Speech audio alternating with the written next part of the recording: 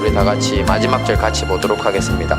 또 하나님의 집 다스리는 큰 제사장이 계심에 우리가 마음의 뿌림을 받아 양심의 악을 깨닫고 몸을 맑은 물로 씻었으니 참 마음과 온전한 믿음으로 하나님께 나아가자. 또 약속하신 이는 미쁘시니 우리가 믿는 도리의 소망을 움직이지 않고 굳게 잡아 서로 돌아보아 사랑과 선행을 격려하며 다 같이 봅니다. 모이기를 패하는 어떤 사람들의 습관과 같이 하지 말고 오직 권하여 그날이 가까움을 볼수록 더욱 그리하자. 아멘. 네, 오늘은 구체적인 믿음, 소망, 사랑이라는 주제로 함께 은혜를 나누도록 하겠습니다. 우리가 모두 잘 알고 있는 믿음, 소망, 사랑, 신망애라고 합니다. 한자로. 이 말씀은 고린도전서 13장의 말씀입니다. 한번 볼까요? 시작. 그런즉 믿음, 소망, 사랑 이 세 가지는 항상 있을 것인데 그 중에 제일은 사랑이라. 네. 그런데 이 신망애를 우리의 삶에 구체적으로 실천하는 것에 대해서는 막연한 분들이 참 많은 것 같습니다. 교회를 오래 다니셨는데요. 그래서 오늘은 이것을 구체적으로 보여주고 있는 히브리서 10장의 말씀을 통해 주님이 우리에게 요구하시는 믿음, 소망, 사랑의 실체를 알아보고 또 우리 삶에 적용하는 시간을 갖도록 하겠습니다. 함께 봅니다. 시작. 참마음과 온전한 믿음. 네, 이 1번 먼저 온전한 믿음인데요. 히브리서를 통해 볼 수 있는 구체적인 믿음은 구약에서 죄를 용서함 받기 위해서 행했던 제사의식과 관련이 있습니다. 자, 히브리서 기자는 10장 초반부에서 구약의 제사로 죄에서 용서를 받고 또 하나님께 나가는 것의 한계를 지적합니다. 어떤 문제가 있었던 것일까요? 함께 봅니다. 시작. 그러나 이 제사들은 해마다 죄를 생각하게 하는 것이 있나니 이는 황소와 염소의 피가 능히 죄를 없이 하지 못함이라. 네, 구약의 제사를 보시면 사람들이 자기의 죄를 대신 지고 죽을 짐승을 끌고 성전의 제사장에게로 나갑니다. 그러면 제사장의 인도를 받아 짐승을 가져온 사람이 그 짐승의 머리에 안수를 하게 됩니다. 머리에. 그래서 자기의 죄를 그 짐승에게 옮깁니다. 이런 걸 전가한다고 하는데요. 그런 후에 이 짐승은 사람 대신 그 자리에서 죽임을 당합니다. 이런 절차를 통해 그 사람의 죄가 용서되었다고 선언하는 것입니다. 자, 하지만 히브리서 기자는 이 구약의 제사로는 자신의 죄가 생각나는 양심의 가책 정도의 기능만 있을 뿐이라고 하는 겁니다. 죄를 용서받기 위해 찾아온 사람의 입장에서 보면 비록 미물이지만 짐승이 자신의 죄를 대신 지고 피를 흘리면서 고통 속에서 죽어가는 모습을 보면 누구나 양심의 가책을 느끼고 또 죄에 대한 경각심을 가질 수밖에 없었을 것입니다. 하지만 문제는 어떻게 영혼도 인간의 이성도 없는 황소나 염소의 피가 이런 의식을 통해 인간의 죄 자체를 없앨 수 있냐는 것이 바로 히브리서 기자의 지적인 것입니다. 자, 그런데 완전히 우리의 죄를 없애고 구원받을 길이 열렸습니다. 그게 뭐라고요? 네, 십자가 대속의 제사입니다. 대신 속해줬다고, 대신 용서받아줬다는 뜻입니다. 십자가에서 바로 하나님의 아들 예수님이 본인이 제사장이 되시고 구약의 제사처럼 그 다음에 또한 짐승이 아닌 자신의 몸으로 제물을 삼아 인류를 위한 대속의 제사를 십자가에서 드린 것입니다. 함께 봅니다. 시작. 예수 그리스도의 몸을 단번에 드리심으로 말미암아 우리가 거룩함을 얻었노라. 네, 짐승이나 다른 그 어느 누구도 아닌 오직 주 예수 그리스도를 통해 우리의 모든 죄가 다 용서되어 거룩해졌다는 믿음인 것입니다. 이런 믿음을 무슨 믿음이라고 부른다고요? 온전한 믿음이라고 합니다. 바로 우리 믿음의 구체적 실체가 바로 이것이라는 것입니다. 자, 우리 믿음의 구체적 실체가 뭐라고요? 온전한 믿음이 바로 누구 때문에 우리가 죄 용서함을 받았다고요? 예수님 때문에. 우리가 용서함 받고 거룩해졌다는 것이 바로 믿음, 소망, 사랑이라고 말할 때 그 믿음을 말하는 겁니다. 자, 함께 봅니다. 시작. 참마음. 네, 이렇게 예수님의 대속의 희생과 죽음을 믿음으로 거룩하게 된 우리에게 필요한 것이 하나 더 있습니다. 말씀 봅니다. 시작.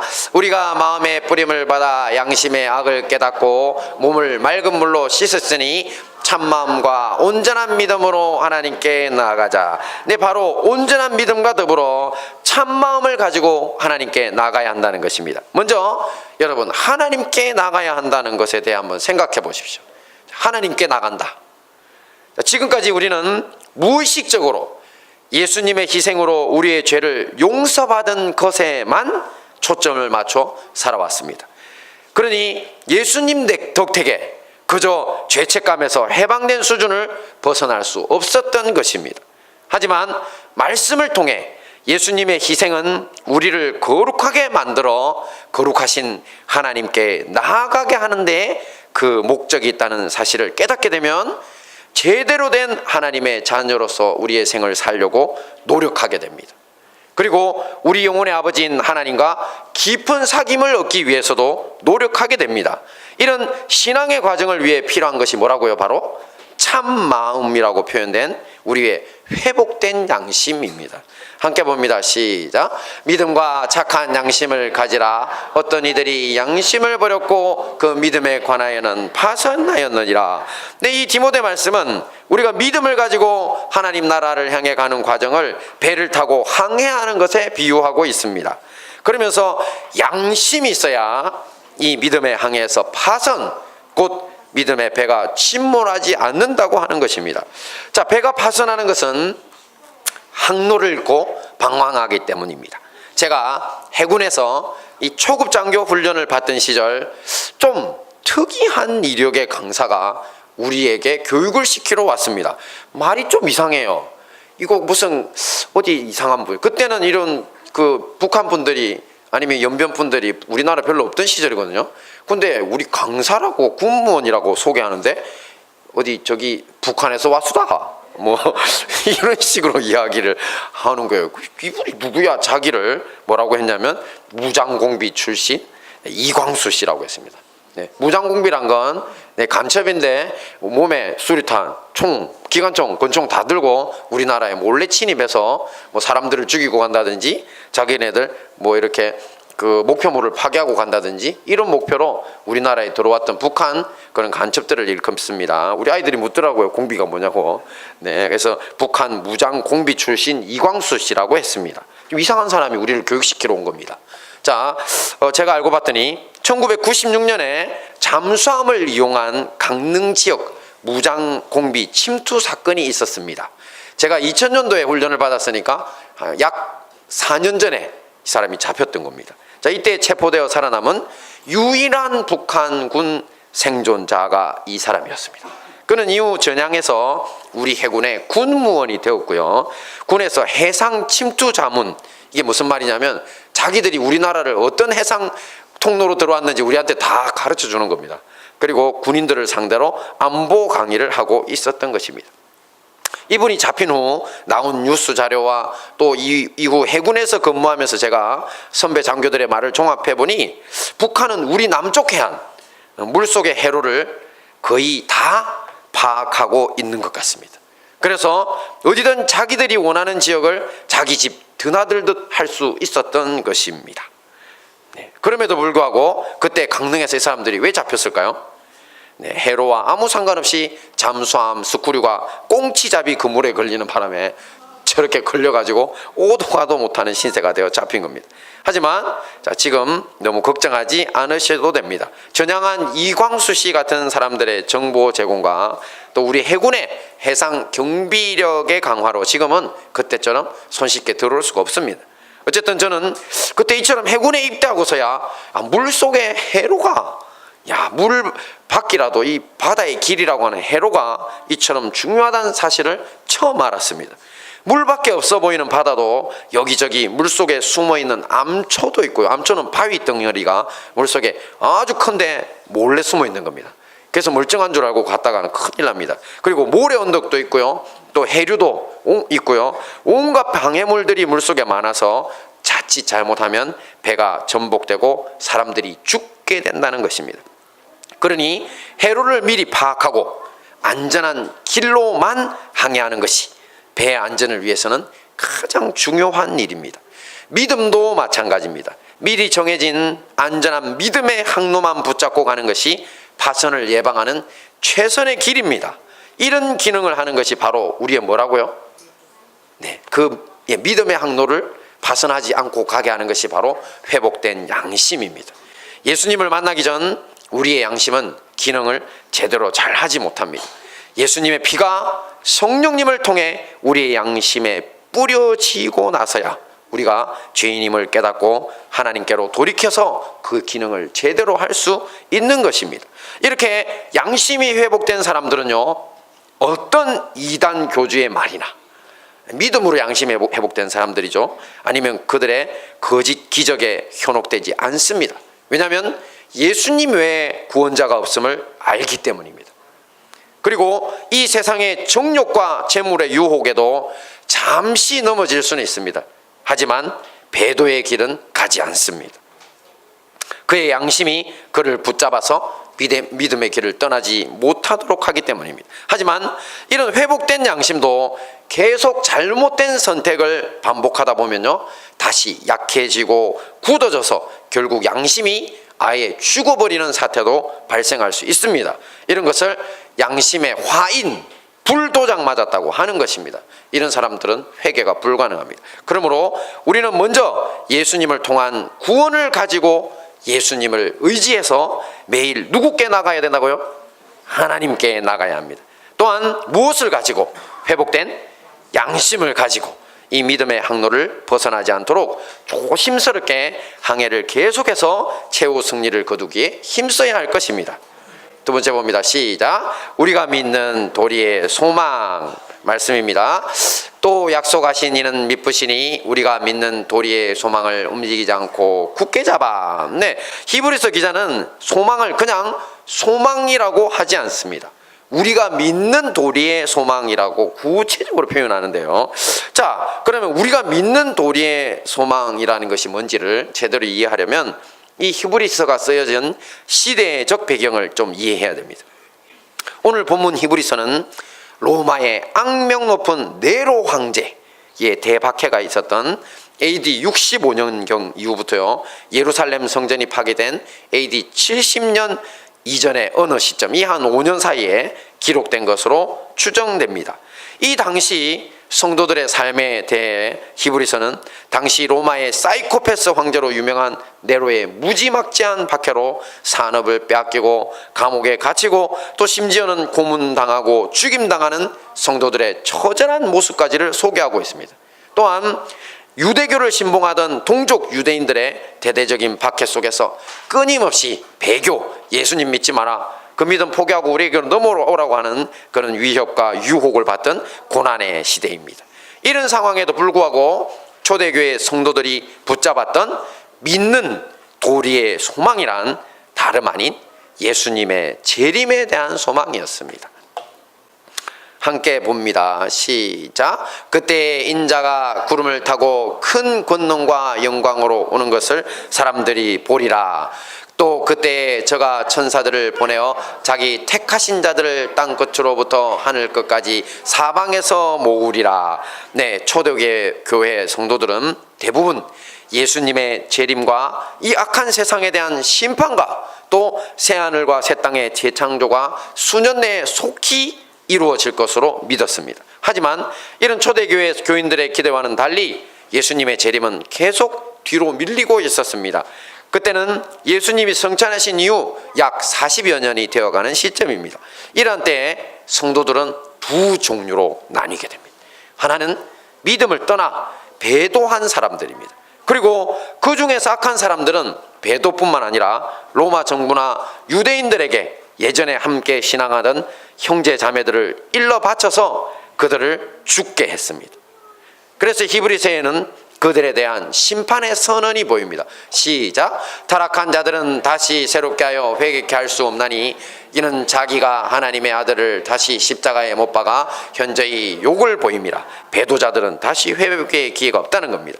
이런 배도자들에게는 회개의 기회뿐만 아니라 심판 역시도 선언하고 있습니다. 자, 또 다른 부류의 성도들을요, 두 부류가 있다 그랬죠. 자, 그 다른 부류의 성도요, 또 초대교회 지도자 중 한 명으로서 오늘 히브리서를 쓴 히브리 기자는 권면합니다. 이렇게 권면합니다. 시작. 그러므로 예수도 자기 피로써 백성을 거룩케 하려고 성문 밖에서 고난을 받으셨느니라. 그런즉 우리도 그 능력을 지고 영문 밖으로 그에게 나아가자. 네, 이 말씀은 구약에서 백성들의 속죄를 위해 시행되었던 대제사장의 정결례와 또 관련이 있습니다. 성전에 바쳐진 희생 제물의 피는 제단에 뿌려집니다. 그리고 그 희생 제물의 몸은 영문 밖으로 가져나가서 성문 밖입니다. 불살라집니다. 이처럼 우리 주님 예수님도 자기의 피로써 백성들을 거룩하게 하시려고 피를 뿌리시고 성문 밖에서 고난을 받으셨다는 것입니다. 그리고 한 발 더 나아가 우리도 예수님처럼 그 능력을 지고 영문 밖으로 나가 죄에 빠진 무지한 백성들의 대속을 위해 고난을 받자는 것입니다. 이것은 조금만 지나면 재림이라는 좋은 날이 올 테니 참고 기다리자고 하는 소극적 자세가 아닙니다. 오히려 적극적으로 예수님처럼 희생하고 예수님처럼 죽을 각오를 하라는 것입니다. 자, 이런 모습은 구약의 믿음의 선배들인 선지자들의 삶과도 일치하는 태도입니다. 그들은 주님의 심판의 날을 선포하고 그저 기다리고만 있지 않았습니다. 자기 동족이 회개하고 주님께로 돌아올 수 있도록 지속적으로 그들에게 권면하고 또 고난당하고 또 주님께 그 심판을 주려달라고 간구하며 매달렸던 사람들이 바로 선지자들이었습니다. 히브리서의 믿음의 선배들도 역시 자신들을 핍박하는 로마 정부도 또 동족 유대인들도 모두 자신들의 희생으로 말미암아 하나님을 알기를 바랐습니다. 이것이 바로 초대교회 성도들이 우리가 믿는 도리의 소망을 굳게 잡고 있는 모습이었습니다. 지금은 초대교회처럼 목숨을 걸어야 하는 시대는 아닙니다. 예수님 믿을 때요. 하지만 이에 못지않게 세속의 정욕과 재물의 유혹으로 배도자들이 나날이 늘어가고 있는 유혹의 시대입니다. 많은 교회들이 물신 숭배, 우상 숭배에 빠져들고 있고 또 교회가 진리의 등대 역할을 못하고 있다는 비판을 받고 있습니다. 이런 시대적 환경 속에서 우리 행복한 다니엘 교회가 가야 할 구체적 소망의 길이 바로 여기에 있는 것입니다. 우리도 믿음의 선배들처럼 무엇을 붙잡아야 된다고요? 믿는 도리의 소망, 재림을 굳게 잡아야 합니다. 그리고 예수님의 재림과 함께 새하늘과 새 땅의 소망을 우리도 바라봐야 합니다. 또한 그리고 소극적으로 그날만 기다려야 됩니까? 아니면 적극적으로 하나님 나라를 바라보고 우리가 일했던 믿음의 선배들처럼 우리도 행동해야 합니까? 네, 말할 것도 없습니다. 우리도 초대교회 성도들처럼 적극적으로 하나님의 나라를 위해서 일하셔야 되고 또 시대의 선지자로서의 사명을 감당해야 할 것입니다. 마지막입니다. 시작. 서로 돌아보아 사랑과 선행을 격려하며 말씀을 보겠습니다.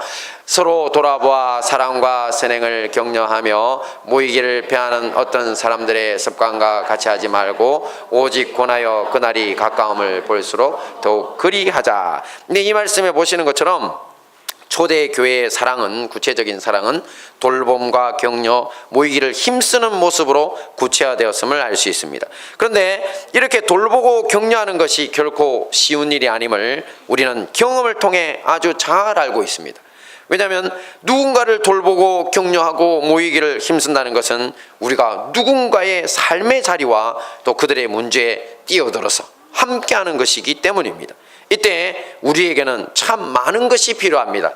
먼저 뱀 같은 지혜로 우리를 해치려는 사람들이 아닌지 그들에게 악이 있는지 없는지 알아내야 하고요. 또 도움을 빙자한 누군가를 조종하려는 사단적 욕망이 도우려고 하는 우리 자신에게 있지 않는지도 살펴보아야 합니다. 그리고 한국 사회라고 하는 상황 속에서는 그 무엇보다도 오늘 우리가 살펴볼 부분인데요, 도우려는 사람의 태도가 참 중요합니다. 제가 작년 이맘때쯤에, 딱 이맘때쯤입니다, 작년에 이 내용을 주제로 함께 은혜를 나누었었습니다. 근데 오늘도 잠시 그때 기억도 되살리시고 또 그때 함께 하지 못하신 형제자매님들이 많으시니까 이분들도 이 부분에 대해서 교훈을 얻기 위해서 다시 한번 간략히 살펴보도록 하겠습니다. 미국에 다이앤 파라고 하는 여배우가 있습니다. CBS에서요 넘버스 등 TV 드라마에서 활발한 활동을 펼쳤던 할리우드 여배우입니다. 그녀는 2006년에요 엔터테인먼트 마케팅 회사를 운영하고 있던 재미동포 정승용 씨와 결혼했습니다. 우리나라 사람하고요. 그리고 결혼한 지 수년 만에 국경 너머의 키스라는 책을 냈습니다.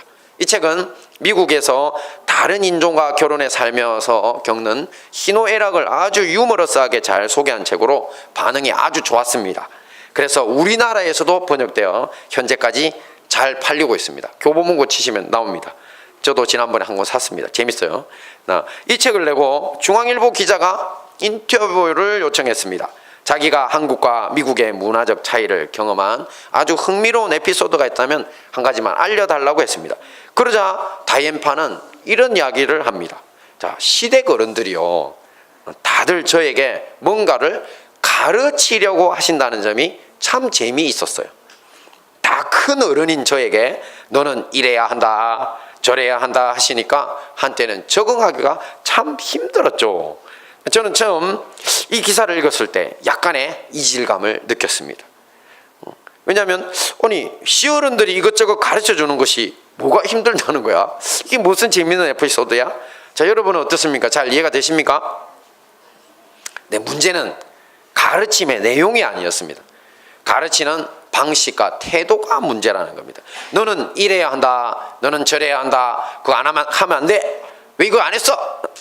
이게 뭐라고요? 이런 명령적 지시적 태도는 전형적인 조선시대 유교적 훈계 방식입니다. 네, 유교는 장유유서, 남존여비, 양반상민 등 사회적으로 계층적 질서가 있고요, 또 그것을 지키기 위한 규율이 아주 엄격합니다. 예전에는 이 같은 질서를 범하는 사람들은 가차없이 형벌로 다스리거나 심하면 죽임을 당하기도 했습니다. 그러다 보니 항상 어떤 기준을 벗어나면 정죄하고 비난하고 억압하는 문화가 많이 발달되어 있습니다. 이런 명령적 지시적인 유교적 태도는 조선시대를 넘어서 현재의 우리 사회와 개인의 삶에도 그대로 남아 있습니다. 예를 들어서 공원 벤치에 페인트 칠을 해두면 우리는 뭐라고 씁니까? 네, 칠 주의, 앉지 마시오, 그렇게 씁니다. 이에 비해 서구에서는 개인의 인격과 자율적 선택을 존중합니다. 미국은 페인트 칠을 해두면 이렇게 씁니다. 네, wet paint, 네, 젖은 페인트가 칠해져 있다는 것입니다. 지금 보면 아가씨가 젖은 페인트가 칠해져 있음에도 불구하고 흰 바지를 입고 앉았습니다. 네, 뭐 우리는 칠했으니 앉지 말라고 명령하는데 미국은 칠해서 젖어 있다는 상태만 알려줍니다. 저 아가씨처럼 앉든지 말든지 당신이 자율적으로 알아서 하라는 겁니다. 네, 간혹 뉴스 매체를 통해 학교에서 학생들이 선생님을 때리는 등 비행을 저지르는 기사를 가끔 보곤 합니다. 제가 지나온 학창 시절을 돌아보면요, 진정으로 제 아들을 아끼고 사랑해 주시는 선생님들이 참 많았습니다. 하지만 유교적인 일방적 지시와 비난으로 문제 학생들에게 굴욕감을 주시는 선생님들이 참 많았던 것도 같습니다. 그 경험에 비춰볼 때 학생들에 대한 존중과 배려가 부족해서 무조건 억압하고 지시하고 명령만 하니까 생기는 불행한 일도 참 많을 것이라고 생각이 듭니다. 또 사회에서나 회사에서도요, 능력보다는 나이나 지위로 누르고 또 젊고 참신한 아이디어가 사장되는 일이 너무나 많다고 합니다. 또한 윗사람이 권위의식에 빠져 잘못된 자기 주장만을 하는데도 그냥 아랫사람이라는 이유로 반론을 아예 봉쇄당하고 복종을 강요당하는 문화는 모두 유교적 지시 명령 문화의 폐해입니다.